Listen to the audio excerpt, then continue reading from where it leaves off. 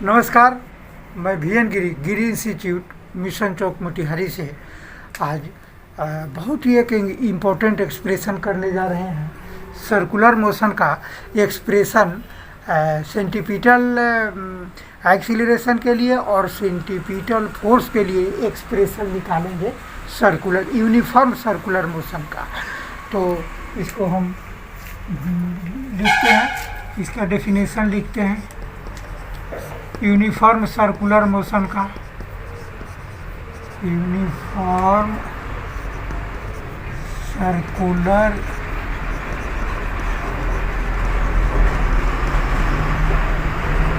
इसको लिखते हैं when an object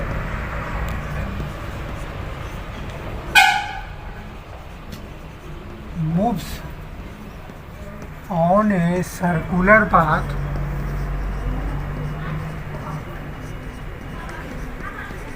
with constant speed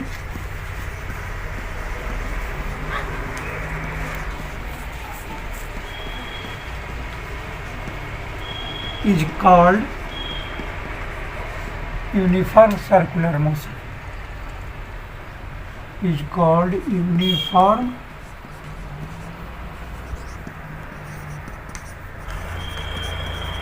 circular motion। तो एक सर्कल ड्रॉ करते हैं।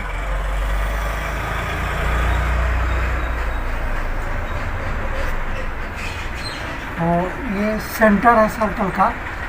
ये हम इसको ए मान लिया और ये पॉइंट ए है और ये पॉइंट बी है सर्कल का।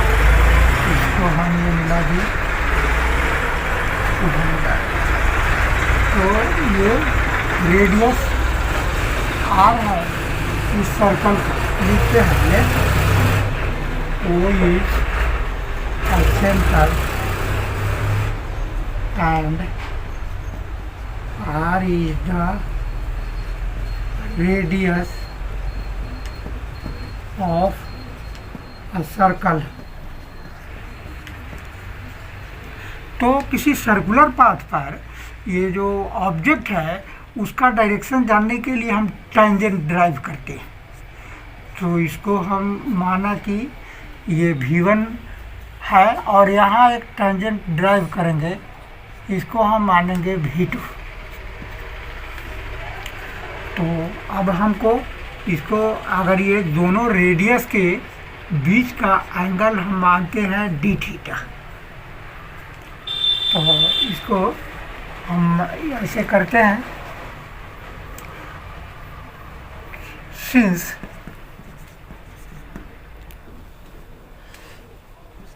V2 is perpendicular on OB and V1 is perpendicular on OA, hence angle between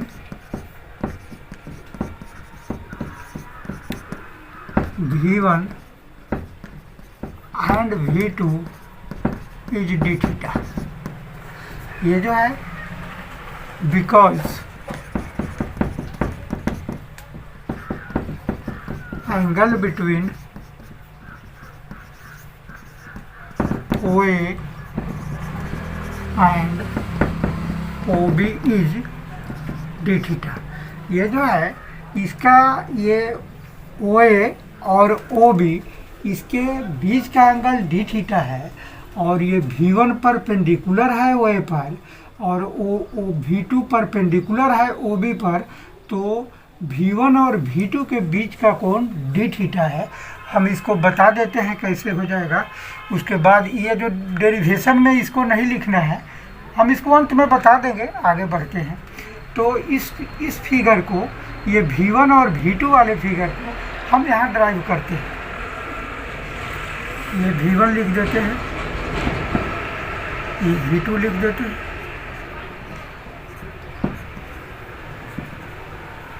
और यहाँ इसको हम K लिख देते हैं। अब इसको हम मिला देते हैं। तो by the sum rule of vector, bye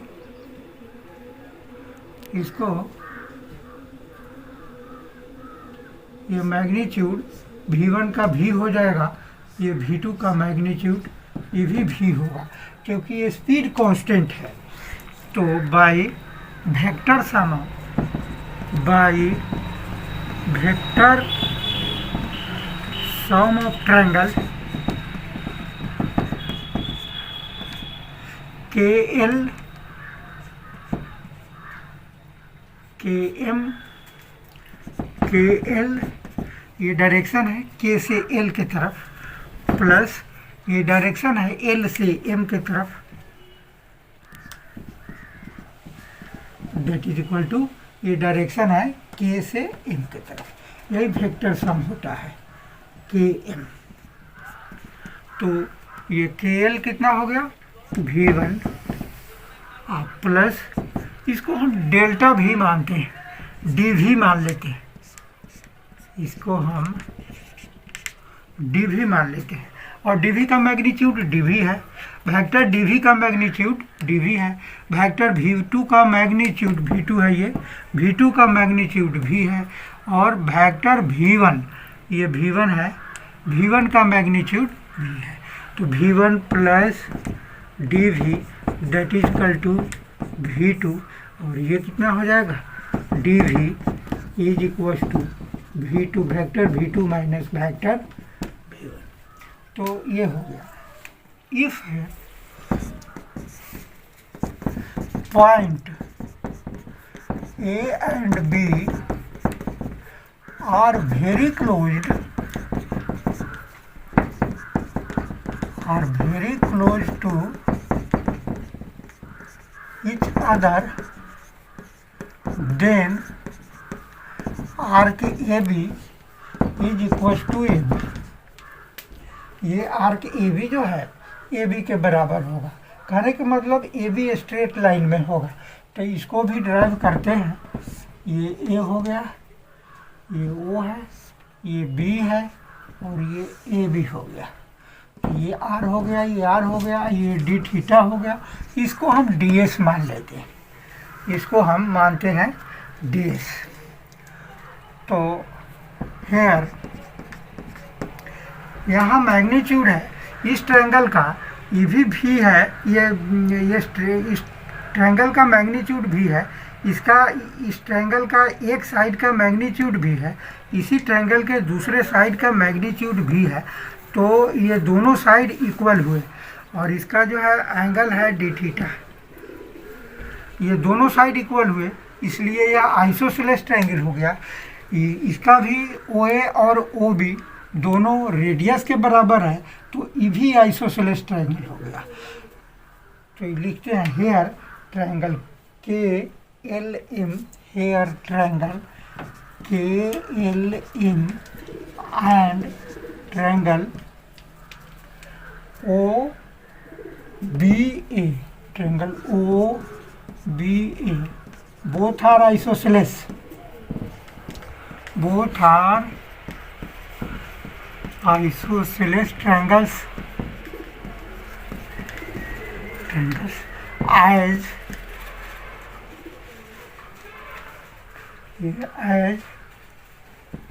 ये कितना KL that is equal to KM and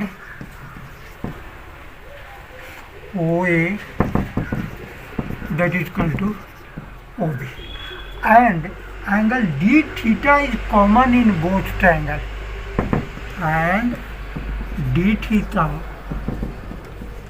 angle is common in both.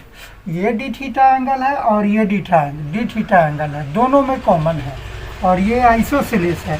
इसका मतलब ये ट्रायंगल और ये एंगल और ये एंगल इसमें बराबर होंगे, उसी प्रकार ये एंगल और ये एंगल इसमें बराबर होंगे। अगर कोई आइसोसेलेस ट्रायंगल है और उसमें एक एंगल कॉमन हो, उस एंगल को छोड़कर जो इक्वल हो, उसमें एक एंगल कॉमन हो, तो दोनों ट्रायंगल का प्रत्येक कोण कॉरेस्पॉन्डिंग कोण के इक्वल होगा, कॉरेस्पॉन्डिंग एंगल के इक्वल होगा। मतलब अगर ये डी थीटा इस डी थीटा के बराबर है और ये एंगल आपस में बराबर है, उसी तरह ये डी थीटा इस डी थीटा के इक्वल है और ये दोनों एंगल आपस में बराबर है, इसलिए यह आइसोसेलेस ट्रायंगल और यह आइसोसेलेस ट्रायंगल का पर एवरी एंगल इक्वल होगा। दैट मीन्स डी थीटा के बराबर होगा, एंगल एम एंगल ए के बराबर होगा, एंगल एल एंगल बी के बराबर होगा। क्यों कि अगर हम इसको 60 डिग्री मान लेते हैं, 60 डिग्री, तो ये 60 डिग्री हो गया, ये 60 डिग्री हो गया, इसका तो कितना होगा, दोनों 120 डिग्री का होगा, तो 120 डिग्री में ये दोनों बराबर है, ये भी 60 का होगा, ये भी 60 का होगा। उसी तरह अगर ये 60 मान लिए तो ये भी 60 का होगा और ये भी 60 का होगा।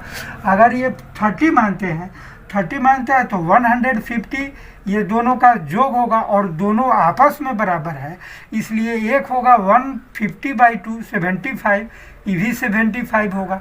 उसी प्रकार ये अगर ये 50 मानते हैं तो ये दोनों का सम 150 होगा और चूँकि एंगल ए और angle B both are equal, hence one angle will be 75 degree and other will be 75 degree. In both, angle is common in both. Then every angle of triangle KLM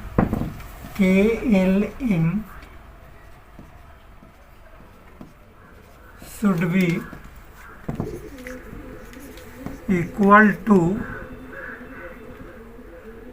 corresponding angles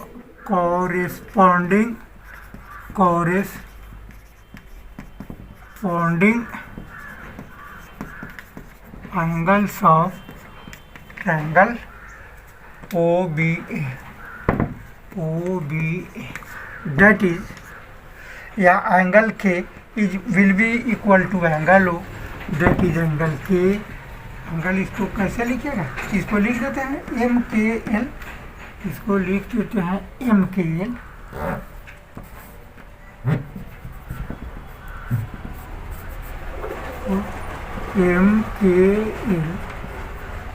MKL will be equal to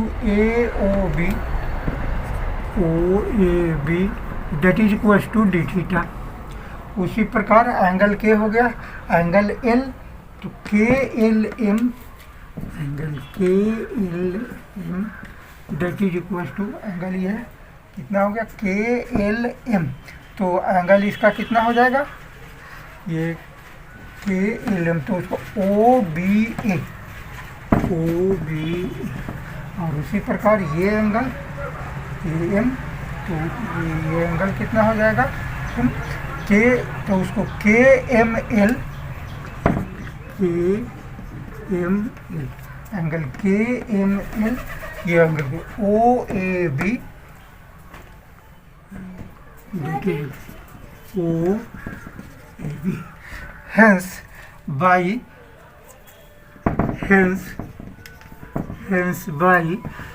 a similarity rule,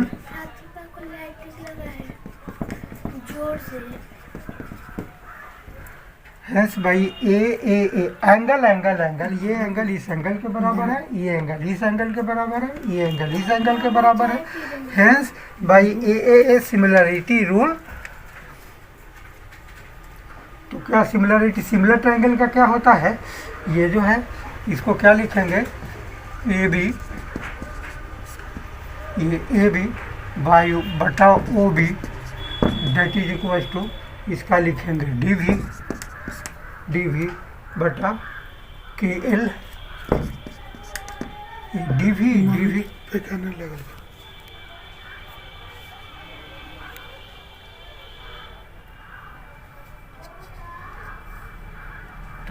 cut, ये है AB by OA ये है A B by O B, A B by O B. इसी तरह इसका ये हो जाएगा एम एल, इसको एम एल लिख देते हैं, इसको लिख देते हैं एम एल, ये एम एल बटा के। तो A B by A B कितना है, डी एस है, और ये कितना है, आर है, और एम एल कितना है, डी वी है, मैग्नीट्यूड डी वी, और के एल कितना है, इसका मैग्नीट्यूड भी है। तो इसको अब दोनों dividing both side on D T,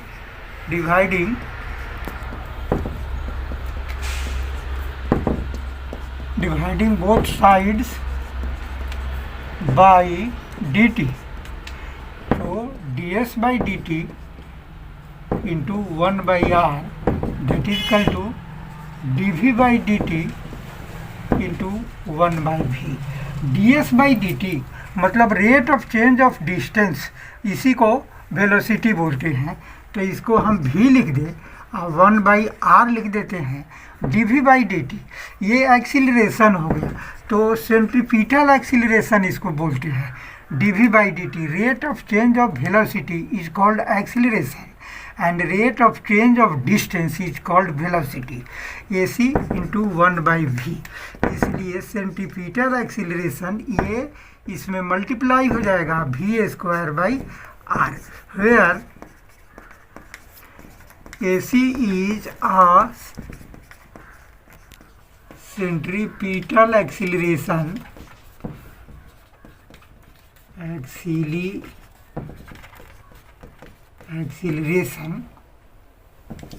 directing towards center।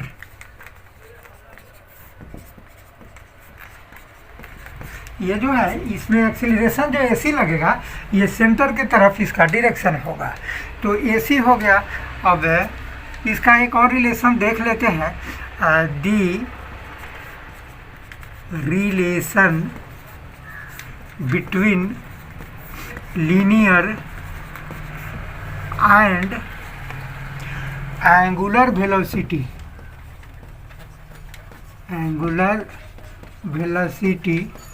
तो इसको क्या होता है, v बराबर ओमेगा आर होता है।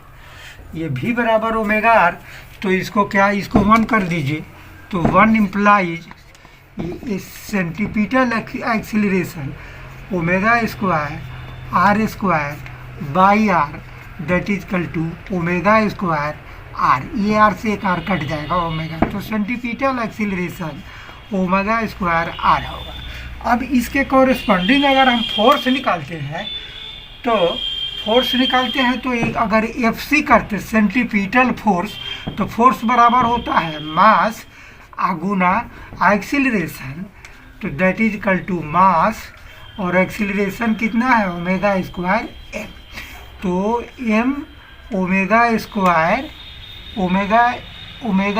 आर होगा, ये ओमेगा स्क्वायर आर, तो M omega square R F C बराबर, यही है इम्पोर्टेंट रिलेशन। तो यही इम्पोर्टेंट, ये आर कट गया है, ओमेगा स्क्वायर होगा, कट गया है। फिर ये इसका एक और रिलेशन है, वी नो